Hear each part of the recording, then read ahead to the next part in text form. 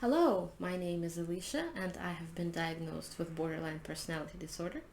I have done a dialectical behavior therapy program here in Germany, which is the main treatment for borderline personality disorder, and I would like to share some of the things that I've learned there with you. It was an 8-week inpatient program that was very intense. We were not allowed to leave the hospital, not even on weekends. We had group therapy 5 times a week. We had individual therapy and mindfulness exercises, sport, concentrative movement therapy, occupational therapy, and a whole lot of homework. Now, DBT is a complex structure that consists of many elements that all work together to alleviate the symptoms of BPD, but today I would like to talk to you about the high tension skills. Thing is, when you arrive at the psychiatric hospital for treatment for BPD, the main focus of your doctors is going to be stopping the dangerous behaviors you might have. It could be suicidal attempts or ideation, it could be self-harm, it could be abusing various substances. Alcohol or drugs obviously are not allowed at the hospital, so you kind of have to work on that. Some people choose other things to work on, such as conflict-provoking behaviors in their relationships, or reckless driving, getting into fights, etc. But all of these behaviors, they are symptoms. They are not the cause of our pain. They are a reaction to the pain that we experience when we are in this high tension zone. I personally didn't like the name high tension first, but let's just use it as shorthand, just like we did at the hospital, all right? This high tension is the state of mind that we get into that is very similar to what people may experience right after a severe trauma. But for people with BPD, it happens even when nothing out of the ordinary is going on. And it happens a lot. So first of all, you would need to realize that you are right now in this high tension zone. And to do that, you need to understand the concept, which is really quite simple. The high tension is measured subjectively on a scale from 0 to 100. Everything between 10 and 30 is considered very, very calm. Anything between 30 and 70 is considered normal, depending on the situation. Like if you're going in for a job interview or a public speaking engagement, then you're bound to feel a little bit tense and nervous, right?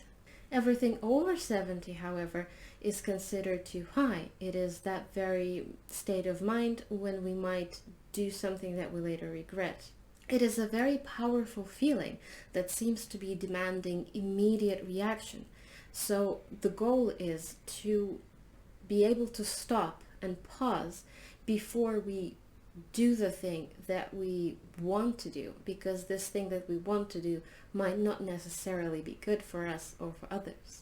So on your first day, every patient is given a sheet where we have to mark how high our tension is every hour. Because it is so hard to stop and think and measure how you're feeling in the moment when you're not doing great, it has to become automatic.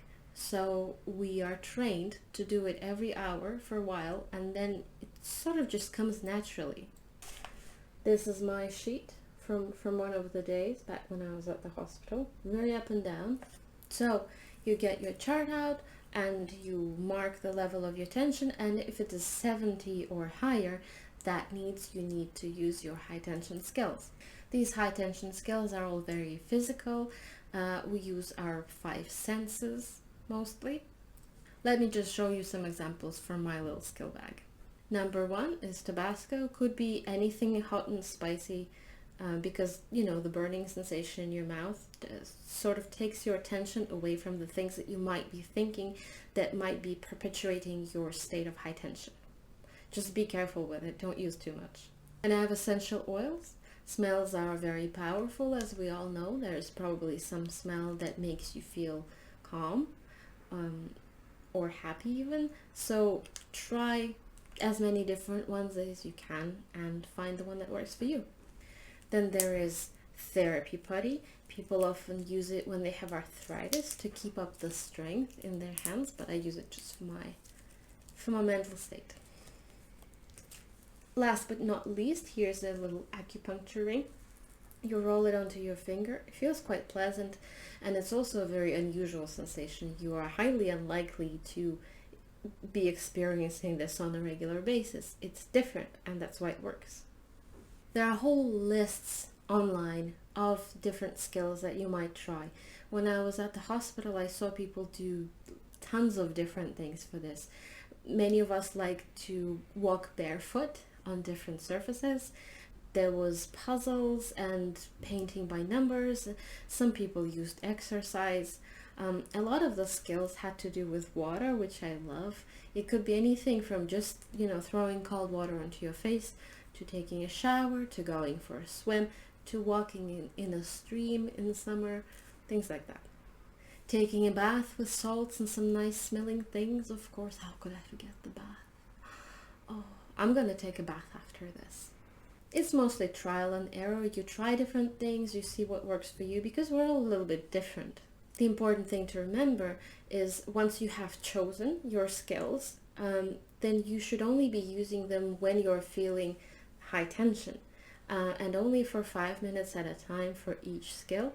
Otherwise, they will stop working at some point and you will have to find new skills. You might want to take note of which skills are more effective, which ones are more readily available. Like small items like the ones I've shown you, you can just carry them in your purse and use them at any time. And then you make a little list of the skills that work for you in the order that works best for you, maybe 3 to 4 skills.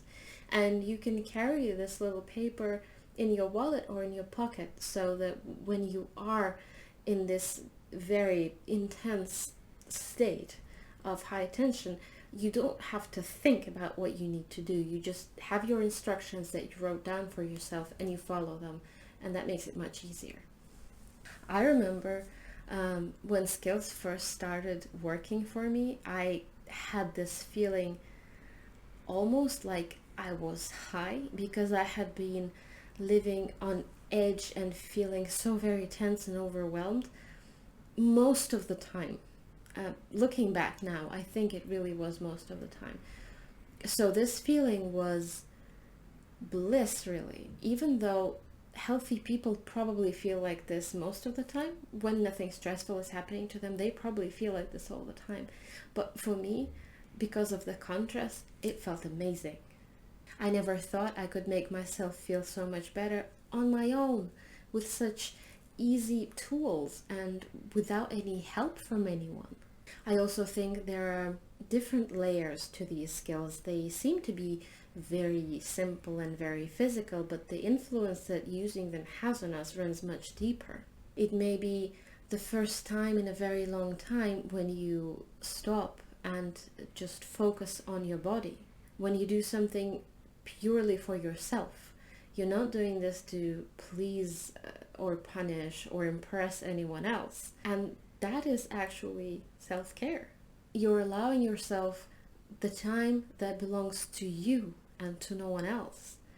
And there are things that in the long run will show your inner child that, you can take care of them. It's kind of a way to take back your power and remember that your life is yours alone. Plus, when you see that you can influence your own state of mind, it gives you a bit of confidence, because you don't feel so helpless facing all of the things that life throws at us on a daily basis. So I really think if you have BPD, you should give these skills a try. And I really hope they help. This is it for today. I'll talk to you, or rather at you again soon. Bye.